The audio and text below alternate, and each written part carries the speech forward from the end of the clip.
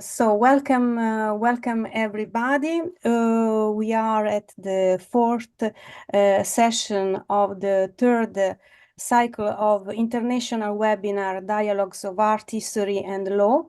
Today we have the pleasure to have with us Giulia Zorzan and Maurizio Aceto, and it will be a session about island manuscripts, legal manuscripts, and about pigments, colors, and miniatures.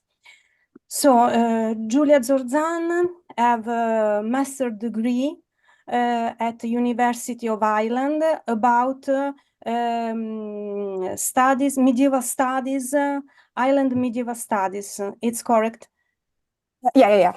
Yes, it's correct. And now she is a PhD student with a project about book production at Elgafell Monastery in the 14th century. So today, Giulia will speak about legal manuscripts of Ireland, and we are very happy to hear her presentation. So you have the floor, Giulia. Thank you very much. I will proceed by sharing again my PowerPoint. So thank you very much again for having me here at this seminar, and thanks Professor Bilotta and the whole IUS Illuminatum research group. Today, I'm leading up to possibly the most appealing topic of this seminar, or at least to me, that is Professor Aceto's account on the pigment found in a selection of legal Icelandic manuscripts housed at the Árni Magnússon Institute for Icelandic Studies in Reykjavik. I will give an overview of these codices, mainly on their content, but since I'm not an art historian, rather a codicologist, I will more generally speak about the different kind of colored elements found in these artifacts, not only about the beautifully decorated initials, but generally speaking about the different kinds of colored elements found in them.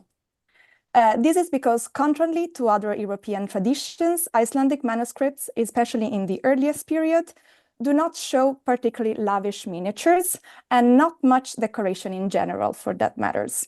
But they still abound in minor colored features, such as pen-flourished initials and, of course, rubrics, whose colors can still tell much about the kinds of materials available at the medieval Icelandic scriptoria.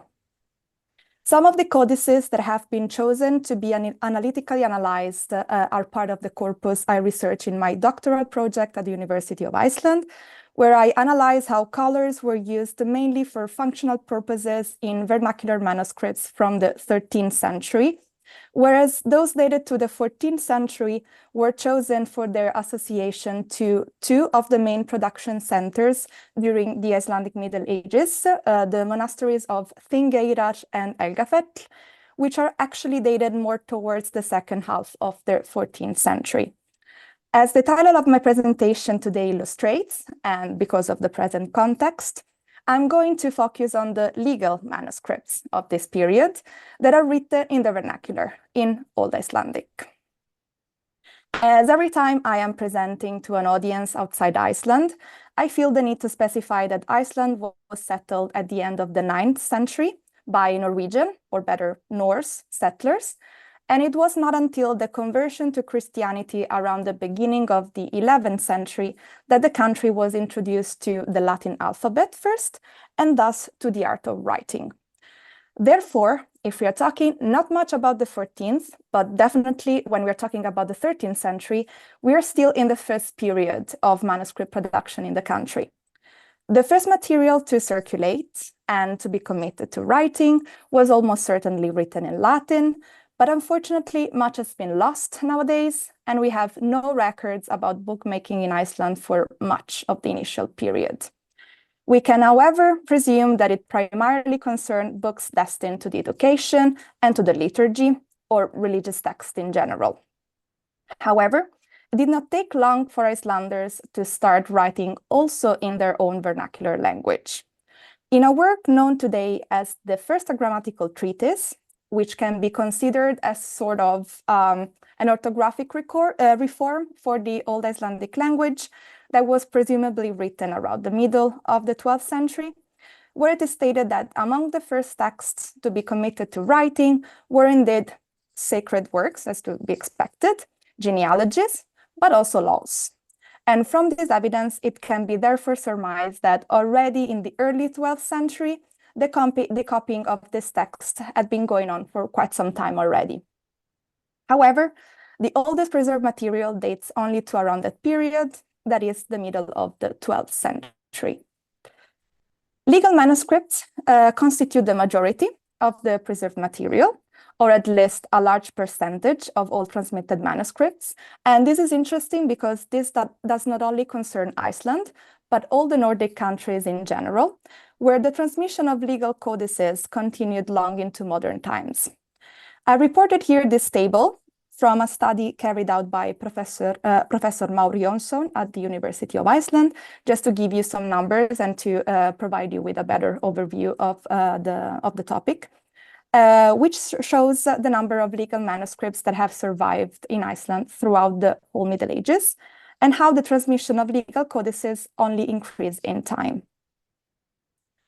Little evidence has survived from the early period, although it appears that the recording of the law had started already in the early 12th century. In the Book of Icelanders, called Íslendingabók in Icelandic, written by Ari Þorgilsson around 1125, it is said that the Icelandic laws of the Commonwealth, or of the Free State of Iceland, were first written down in the winter between 1117 and 1118. This collection of laws is known today by the name of Grágás, and it is considered to be the main source of Icelandic laws for the period before Iceland lost its independence and became part of the Norwegian kingdom in 1262 and between 1262 and 1264. It was once thought that a strong oral tradition lay behind written Grágás laws, which, until their codification, were memorized and recited at the General Assembly, the Alþingi, by the figure of the law speaker. But it rather seems that there are elements in them that owe much to the influence of 12th and 13th century European law instead. There appear to have been numerous legal manuscripts containing the laws of the Commonwealth, but they are almost all lost. Only a few fragments have survived from the late 12th century and early 13th century.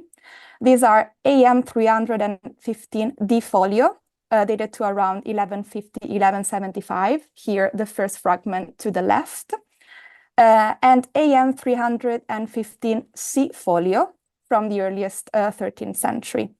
The two fragments coming just after it, the long fragment and the little stripe next to it.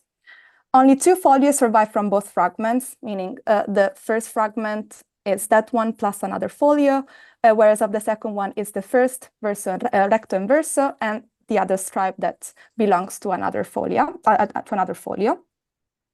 And neither of these fragments shows any sign of decoration or even of any use of color, although nothing can be said about such small fragments, of course. Another fragment has survived from around the middle of the 13th century, AM 315 B folio, although even less remains of this manuscript, just only one leaf, and here we have reproduced its recto and verso side, the two fragments to the rightmost side of the slide. But here there is evidence of both colored initials and rubrics, although the latter are now almost completely faded, as you can see from the image. Contemporary to this last fragment, however, are the two chief manuscripts containing the Grágás laws. These are GKS 1157 folio, also known as the Codex Regius of the Grágás laws, and AM 334 folio, known as Staðarálsbók. The first dated to around 1250 and the second to around a decade later, between 1260 and 1270. For AM 334 folio, so the second one, this date only refers to the part of the codex which preserves the Commonwealth laws, as we will see shortly how another text was added at a later date. Anyway, the fact that both manuscripts date back to the last part of the 13th century, it means that they were written around the time Iceland was about to become part of the Norwegian kingdom, which we already seen happened in the 1260s. While the other extant manuscripts from the 13th century are generally little decorated, these two manuscripts show rather elaborate major initials introducing the main section of the codes, as well as colorful initials with or without pen flourishing, distinguishing the individual provisions. IEM 334 folio also shows the use of other paratextual elements, such as list of contents, as it can be seen from the image to the right here. Both codices also feature rubrics and literae notabiliores throughout, and overall, in terms of both decoration, layout, and size, these two manuscripts are among the most remarkable, if not the most remarkable codices surviving from the 13th century. Even if both manuscripts are complete, they are not identical. They should rather be regarded as private compilation of laws rather than official law codices.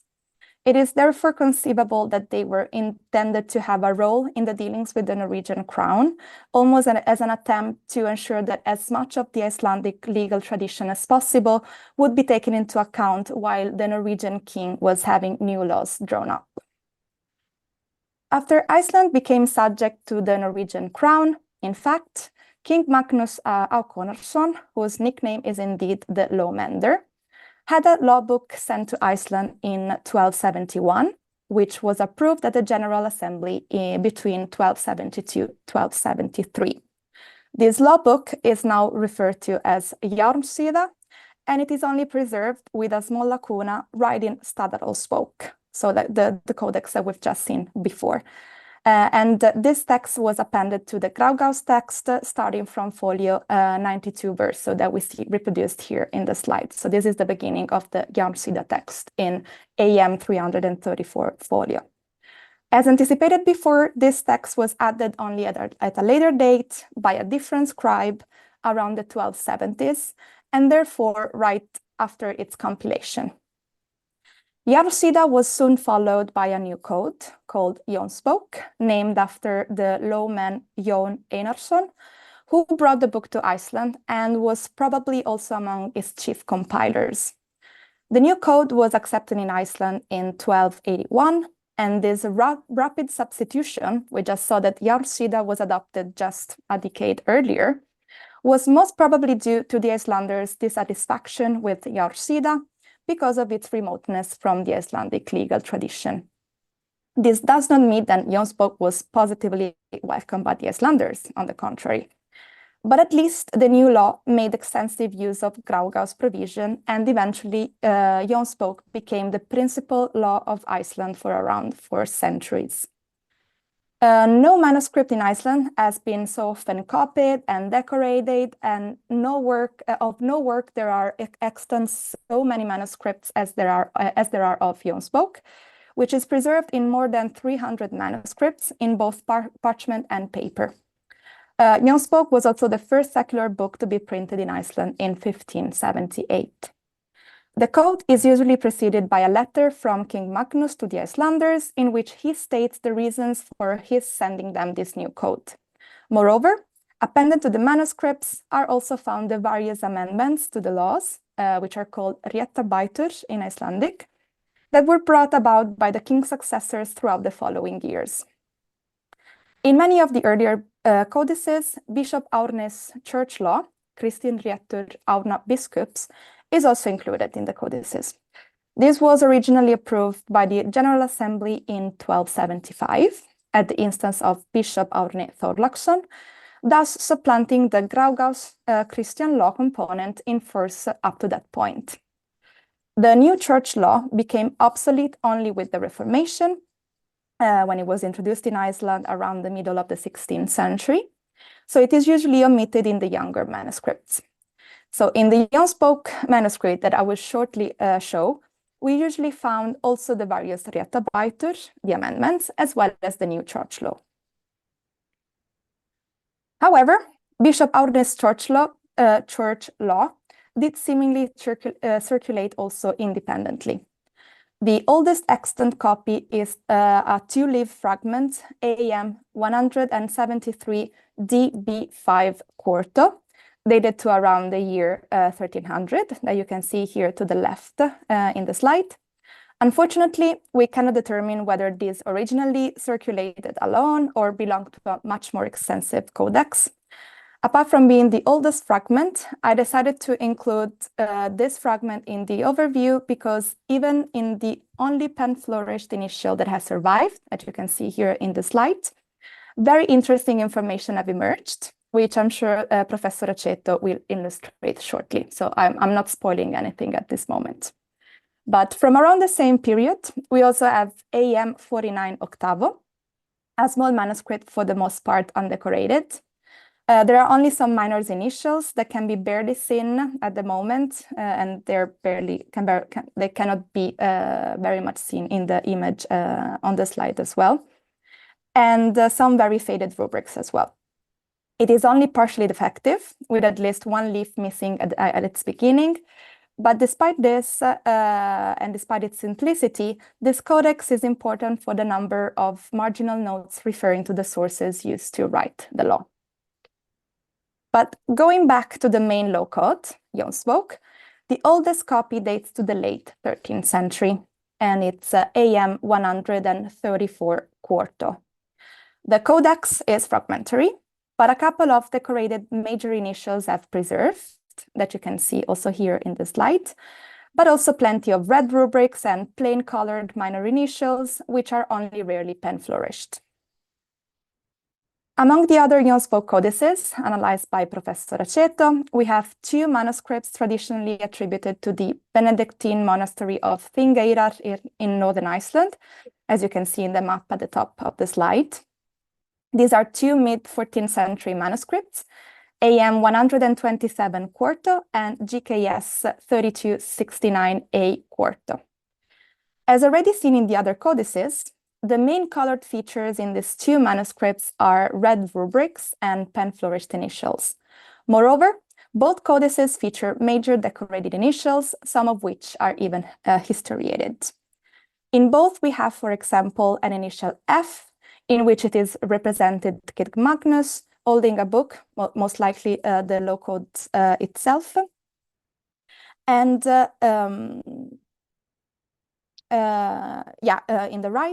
in the left, and in his right hand, a scepter. No, the other way around, sorry. On his right hand, the law code, and on his left hand, the scepter. Otherwise, historiated initials depict scenes referring to the surrounding text, such as the one introducing the provision on stranded goods in both codices, which displays the cutting of a whale, as you may remember from today's seminar flyer. And yes, this is a whale, it's not a seal, although the illustration may suggest otherwise. Lastly, 3 manuscripts have been analyzed, which have been traditionally associated to another Icelandic monastic center, the Augustinian monastery of Helgafell in western Iceland on the Snæfellsnes Peninsula, which again you can see in the tiny map above. Differently from the previous group, I have emphasized here Helgafell within inverted commas, as I have personally participated to a research group specifically focused on the production of the manuscripts ascribed at the Helgafell monastery. And the general idea for at least the last 10 years is that this should be interpreted more as a center of a wider network of scribes and artists collaborating with each other, rather than the physical place where a consistent group of manuscripts, which are around 17 in total, were produced. But I'm not going to delve too much into this question at the moment.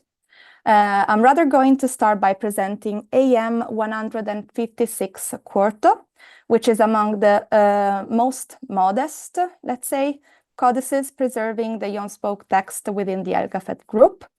It is dated to the 3rd quarter of the 14th century, and it is a rather small-sized manuscript. It does not feature any major decorative element, showing only small, rarely pen-flourished minor initials and rubrics. You can see an example of one of the few pen-flourished initials slightly decorated here in the slide. And in many cases, both features have either faded or were never supplied originally. Another codex is IEM 347 folio, known as Bergstavsbok. This manuscript is rather worn, but only slightly defective, and features 5 historiated initials, as you can see in one example in the image here on the slide. This is the initial M, introducing the low text, where King Magnus, to whom the letter refers to, can be seen handing over the low code, presumably to Jon Einarsson, to the right. So like the man who was thought to be one of the compiler and who brought the book to Iceland. This manuscript is particularly interesting within the wider Helgafell network. In fact, its oldest part, until folio 84, until 84, which is dated to around the middle of the 13th century, was not written at Helgafell, but probably in the Breiðafjörður region, just north to the Snæfellsnes Peninsula, so not that far away, or otherwise in northern Iceland. However, some influences in its illumination have been associated to the neighboring Augustinian monastery, and one of the main scribes active around Helgafell has been identified as the hand who added some section on the last leaves of the manuscript.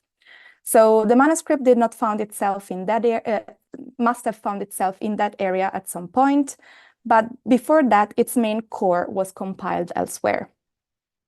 And this is the part preserved in the Jonsbok text, to which, however, have been added substantial sections taken from the Graugaus text, of which such long portion had not preserved since the 2 main 13th century codices that we saw before, the Codex Regius and Stadarolsbok. This is the section featuring the most elaborate decoration of the whole codex, where we find the 5 historiated initials mentioned before, and which still contain elements reminiscent of the illuminations found in the Helgafell manuscripts, that, however, may simply go back to the use of similar models or of a broader shared iconographic and stylistic repertoire. Opening the Jonsbok code, we also have a list of content, a feature which is still rare in the Icelandic legal manuscript tradition.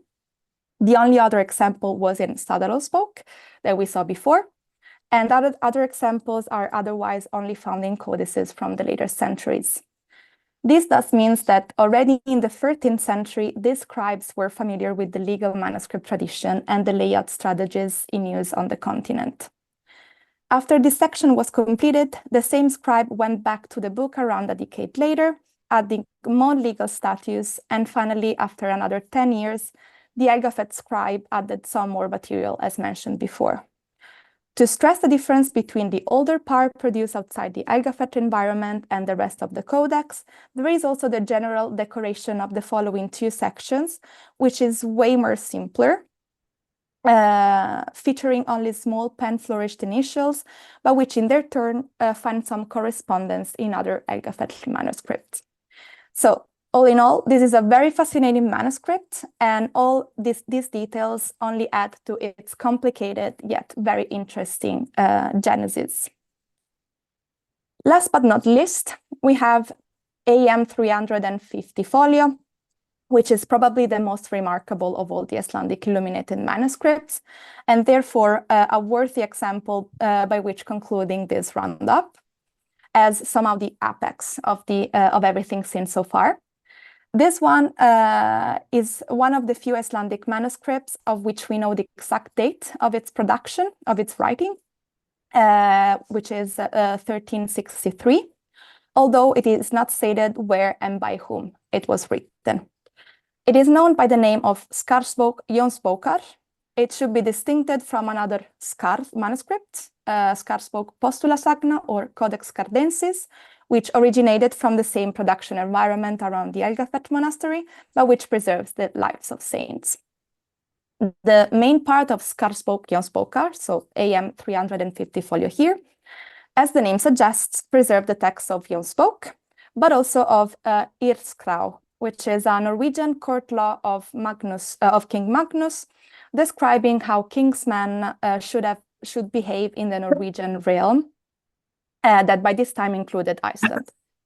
This manuscript is for the most part complete. It consists of 157 folia, of which the majority were written by only one scribe, except for folia 18 to 23, which were substituted in the 16th century, with the corresponding text taken from another older Jonsbok manuscript. Moreover, a number of further additions were included at the end of the codex, always in the 16th century.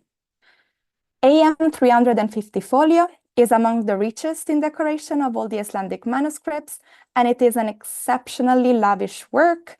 And what is especially surprising is not really its size, but its unusual large script and wide margins, indicating that the scribe did not particularly care to spare the high-quality parchment, as the Icelandic scribe usually did, mainly by making an extensive use of abbreviations. Almost all of the pages of Jonsbok and the Norwegian Hirdskrá are decorated, with each main section opening with a large historiated initial, which are around 14, if I'm not mistaken, depicting figurative scenes that relate to the content of the sections in question. Subsections are marked with smaller, yet lavishly foliated initials, and it is considered to be the same scribe who was responsible for both levels of the decoration. This illuminator was very prolific, and his hand was found in other manuscripts produced around the monastery of Helgafell. IEM 350 folio has been, until recently, the only codex whose pigments had been analytically analyzed, in that case by Raman microscopy and visible reflectance spectroscopy. This was possible in 1993, when the codex was in Cambridge for restoration and was therefore analyzed unbound.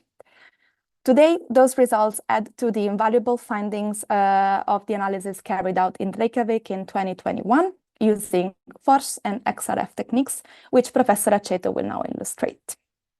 So, having said that, all that remains to me to do is to leave room for Professor Aceto to illustrate in a while on the interesting results emerged from the analysis of these very same fascinating artifacts. I provided here with a selected but very, very brief bibliography on the topic, but I hope that already I was able to give a brief introduction on this material to show how such a place, which is usually thought of as being on the far periphery of civilization, really soon started a thriving manuscript production, and especially in the vernacular language, and that's very surprising, of which legal codices surely are prime testimonies. Thank you very much. Thank you very much, Giulia, for your very, very interesting presentation. We are all fascinated by these manuscripts, by these vernacular legal manuscripts that are not usual in the study of illumination and of legal manuscripts too. Indeed. And I think that we leave the answer for the end of our session. And now I present Professor Maurizio Aceto, that is a professor of chemical science of chemistry at the University of Piedmonte Orientale in Vercelli, and that is a very important specialist in analysis of manuscripts illumination. One of the most important specialists in this field, with Maria João Melo, that is our colleague in Lisbon, in University of Lisbon, and it's very interesting for us that we are historian of illumination, to have this support and help from chemistry that sometimes is very important to understand the way to work of illuminators. So I leave the floor to Professor Aceto, and thank you again for your collaboration in this session. Okay, thank you very much, Maria. I'm going to share my presentation. No. This is not my presentation.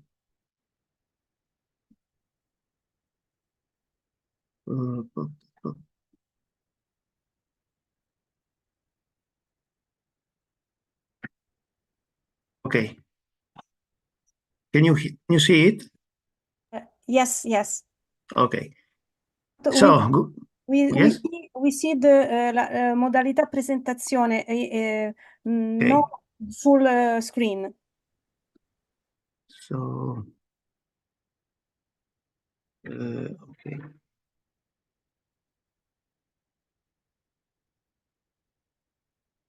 What about now?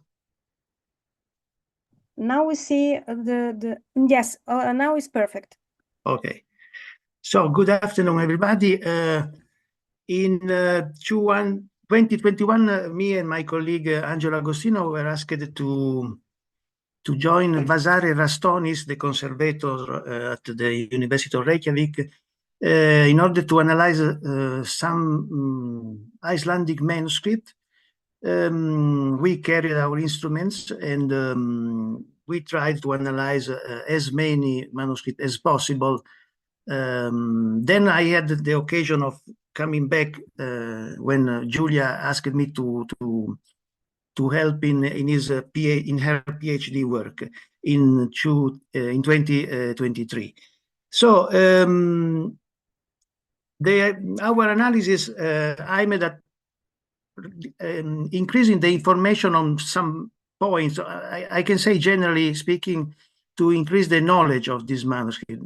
But if you want to see some particular points, these can be the main interest, that is to verify the conservation states of the colors, to evaluate the market value of the manuscript on the basis of the specific pigments and dyes used. As you surely know, there is a huge difference, for example, between lapis lazuli from one side and other blue pigments such as azurite indigo from the other side.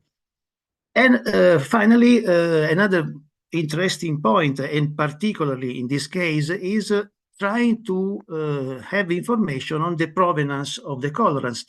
This is particularly interesting in the case of Icelandic manuscript, because you have to consider that Iceland is a so secluded land. It has been inhabited continually since the end of 9th century, if I'm not right, if I am right, the end of 9th century, before it was approached by Irish monks from time to time. But it's only from the 9th century that Icelandic culture developed.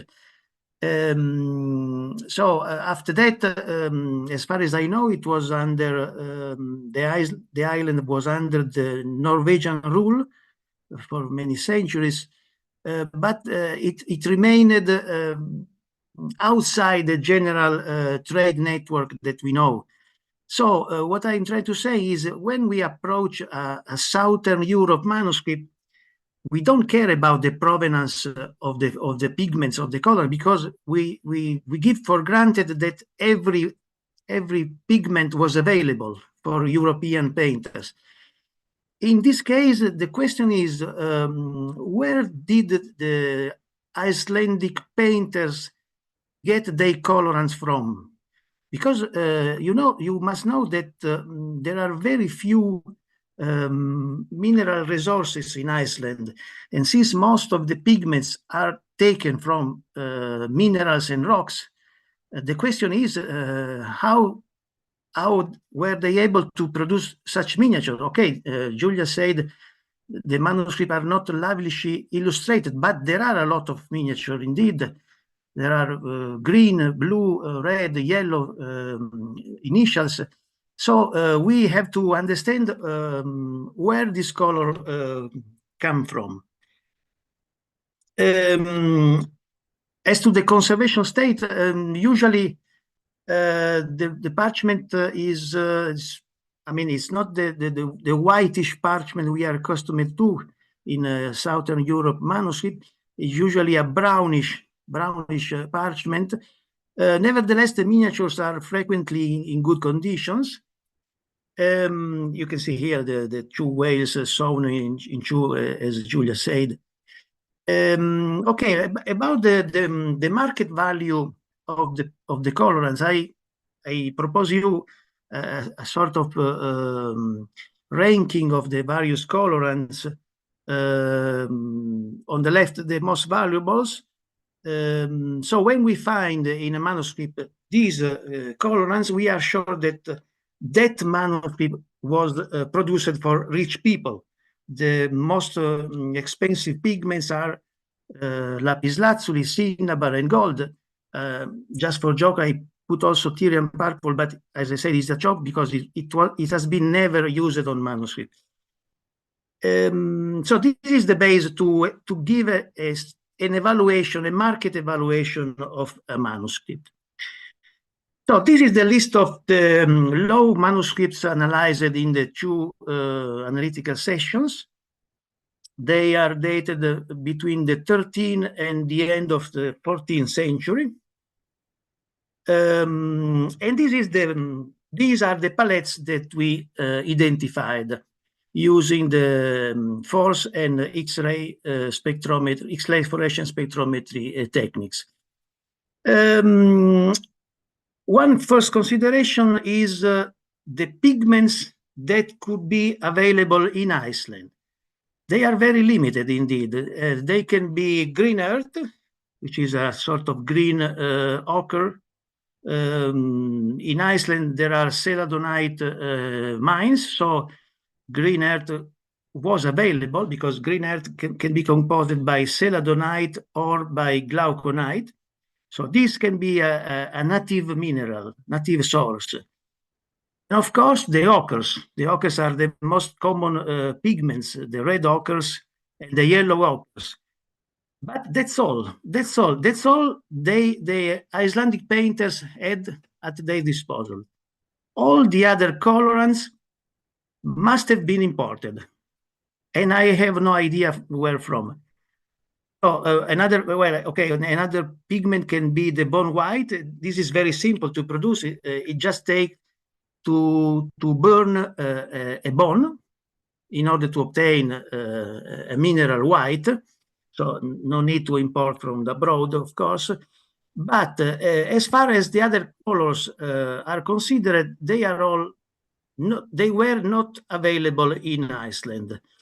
The blue, for example, even the less expensive azurite was not available. Of course, ultramarine blue produced from lapis lazuli, which in the entire European world was available only from the Afghanistan mines up to the 18th century. So nothing surprising. The red, the mineral reds, cinnabar. There are no cinnabar mines in Iceland. Minium is a synthetic pigment produced from lead, but there are no lead minerals in Iceland. So again, I have no idea where they took minium from. Ore pigment, again, there are no ore pigment mines in Iceland. And for the greens, okay, this can be possible. Verdigris is the most common pigment, the most common green pigment in manuscript, and is a synthetic pigment and can be obtained from malachite. There are malachite mines in Iceland. But as you can see, most of the colorants must have been imported. Let's start from the ink. This is very surprising from my point of view. All of the analyzed manuscripts were written with iron gall ink, and this is very surprising. No carbon ink. I think you know that there are two main groups of black inks, the carbon-based inks and the iron gall inks. Let's exclude the sepia and bistre, which are very rare. The carbon-based inks are the first produced by men. They are very simple to produce. The iron gall ink were produced, we can say, at least since 4th century AD, and they are more complex to be produced. There are we now know several recipes, but if you know the way of producing, you can understand that it was not so easy to be produced. This is the way to produce iron golics, by mixing the gallnuts, a vitriols, most commonly iron sulfate, gum arabic, and water, plus many other ingredients. These are the first documents where iron golink was used. For example, we are very proud to have in Vercelli one of the oldest Gospels written in Latin, but also one of the oldest documents written with iron golink. Why is so surprising that all Icelandic manuscripts are written in with iron golink? Because, as far as I know, the first written receipts can be dated to the 12th century. Theophilus, in the Diversis Artibus, speaks of preparing iron golink, but let's say nothing more than this. So we have to wait for 2 or 3 centuries to have at that stage a lot of receipts. But I mean, it's surprising that the Icelandic manuscripts were produced just with the oral translation of the receipts, because I mean the only receipt is that by Theophilus. In some way, the knowledge of the preparation of iron golink must have traveled up to Iceland, instead of preparing the more simple carbonines. The blue, yes, you know that there are 3 main blues: ultramarine blue from lapislazuli, azurite, which is very common in Central and Southern Europe, but not in Iceland, as I said. And even less common can be indigo or woad, because it's a vegetal pigment. And I have no idea whether the Iceland climate can support the cultivation of the plants of the Indigofera tinctoria. Not now for sure, but maybe in the Middle Ages the climate was slightly different. But as far as I know, there are no analytical evidence of the cultivation of Indigofera tinctoria or Isatis tinctoria.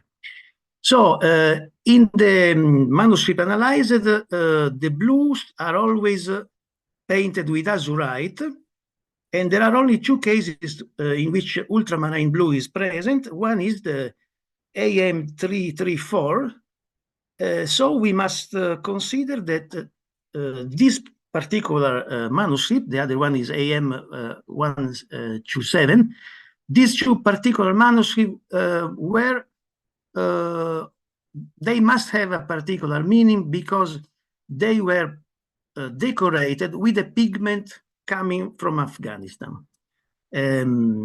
Usually we consider Southern Europe manuscript more precious whether they have lapislazuli. So the question, this topic is even more significant in these Icelandic manuscripts. I think you know whether lapislazuli ultramarine blue was so expensive, because as I said, in ancient times it was digged only from the mines of Badakhshan in the present-day Afghanistan, where the rock was carried to the coast of Lebanon and Egypt, and then through Constantinople and Venice it reached all the European markets. And so this was the reason why it was so expensive. So expensive that in all centuries, the price was equivalent to its weight in gold. We have the first evidence of the use of lapislazuli in painting in Central Asia, and in Near Eastern manuscripts from the 6th century. in Europe, the first manuscripts with lapislazuli are 2 centuries later. The Coronation Gospel, for example, 8th century.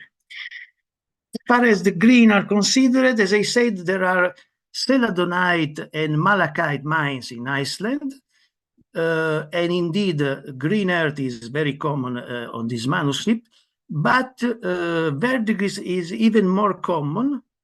It's a curious thing that malachite has never been identified, I mean, by me on this manuscript. So it seems like the Icelandic painters preferred to use a synthetic green like verdigris rather than using malachite.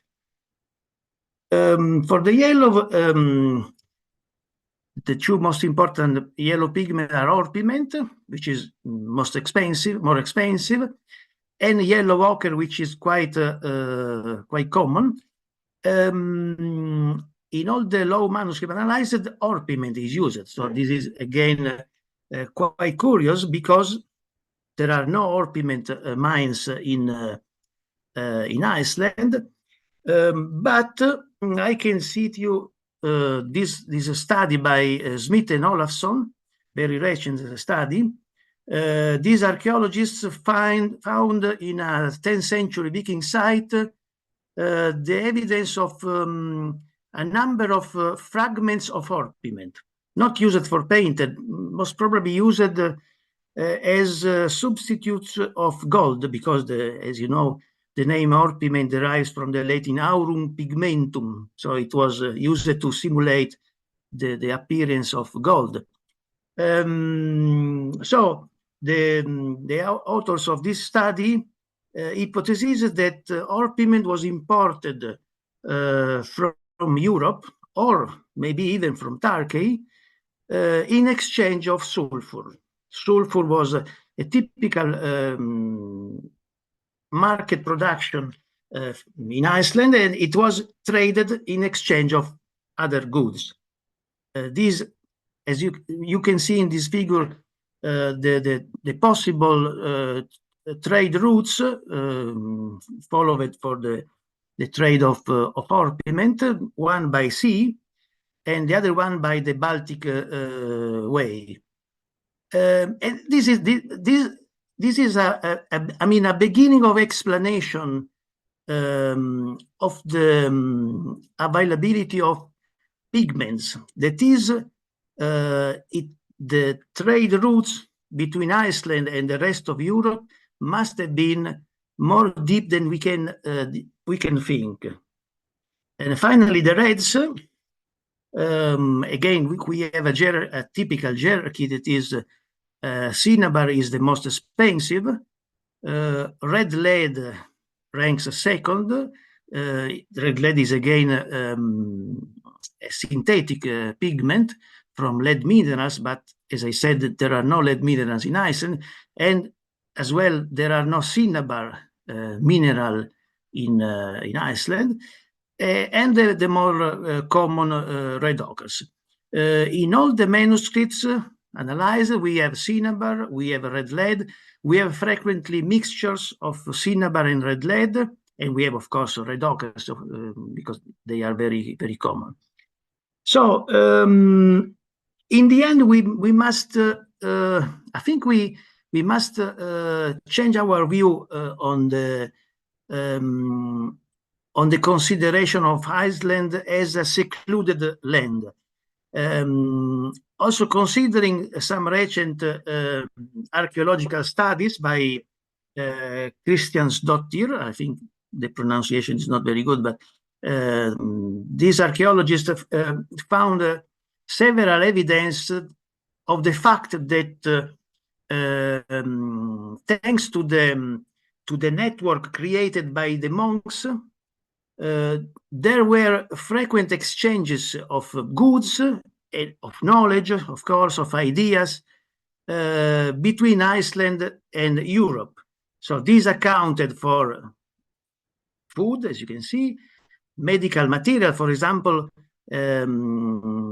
Kristjansdottir found evidence of mercury imported from Southern Europe and used in Iceland for health as a drug. So the same must be true for colorant. As you know, many of the colorants were used also as drug or even as poison as well. But this must be the same way in which the colorants reached Iceland, by using the network created firstly by the monks. And from the other way, maybe the production of sulfur. But I think some things remain not explained. For example, the use of lapis lazuli is to me quite incredible. Also, I found in another manuscript, not a law manuscript, I found the evidence of Indian lac, that is a dye extracted from an insect native of India.